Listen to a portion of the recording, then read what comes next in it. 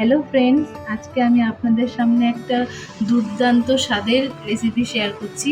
সেটা হচ্ছে ছানার ডালনা, যেটা ভাত দিয়ে খেতেও খুব ভালো লাগে এবং লুচি পরোটা দিয়ে খেতেও খুব ভালো লাগে।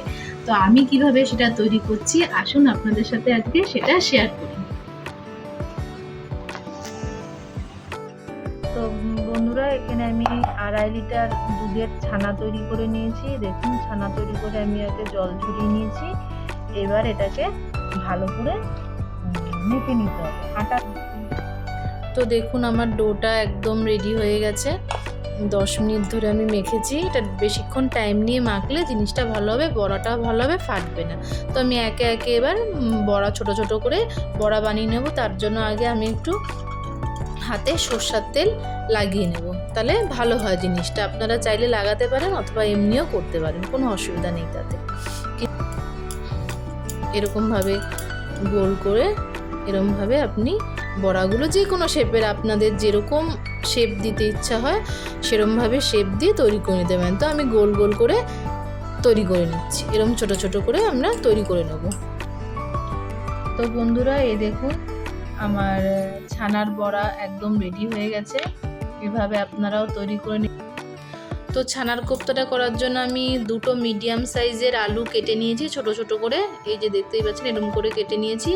আর বেশি কিছুই লাগবে না, আলু দেব আর এই 4টে ছোট সাইজের টমেটো নিয়ে নিয়েছি। টমেটোটাকে আমি পিউরি করে নেব। আর কাঁচা লঙ্কা আর একটুখানি আদা, 2 ইঞ্চির মতন একটু। তো আমি রিফাইন্ড অয়েল কড়াইতে দিয়ে দিয়েছি, গরম হয়ে গেছে তেলটা। এবার আমি এক এক করে বড়াগুলো তেলের মধ্যে ভেজে নেব। বড়াগুলো আমি হালকা করে ভাজবো, বেশি কড়া করে একদমই ভাজবো। তো এভাবে দেখুন হালকা করে আমি ভেজে নিয়েছি বড়াগুলো। বড়াগুলো ভাজা হয়ে গেছে। এবার আমি বড়াগুলো তুলে কিছুক্ষণ জলে ভিজিয়ে রাখবো। জলে এই কারণেই ভিজাচ্ছি যে জলে ভিজিয়ে রাখলে বড়াগুলো সফট থাকে, হার্ড হয়ে যায় না, আর ঝোলটা ভালো অ্যাবজর্ব করে বড়ার মধ্যে।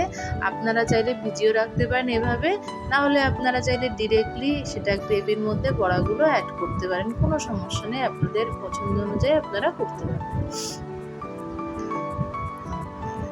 সবকটা বড়াই আমি এভাবে ভেজে জলের মধ্যে ভিজিয়ে রাখবো। আর ওই তেলেই এবার আমি ফোড়ন দিয়ে দেব গোটা জিরে, তেজপাতা আর শুকনো লঙ্কা। এই ফোড়ন দেওয়া তেলের মধ্যেই আমি আলুগুলোকে ভালো করে ভেজে নেব।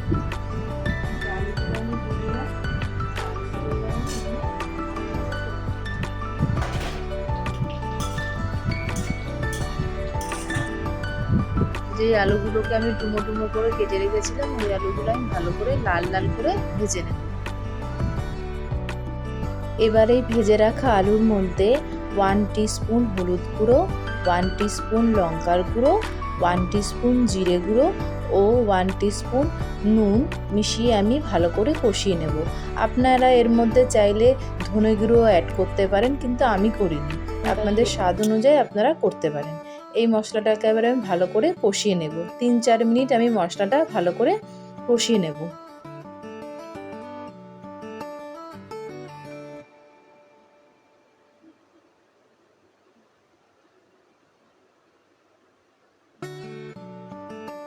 দেখুন আমার মশলাটা ভালো করে কষানো হয়ে গেছে।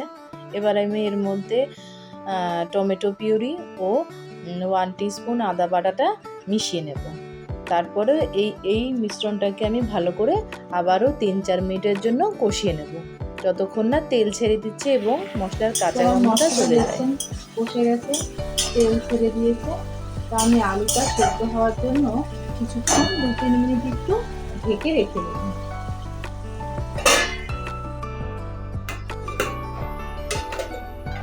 তো দেখুন আমার আলুটা পুরো সেদ্ধ হয়ে গেছে, মশলাটাও ভালো মতন কষে গেছে। এবার আমি এখানে 1 কাপ গরম জল অ্যাড করে দিচ্ছি। ফ্লেমটা হাই করে দেব।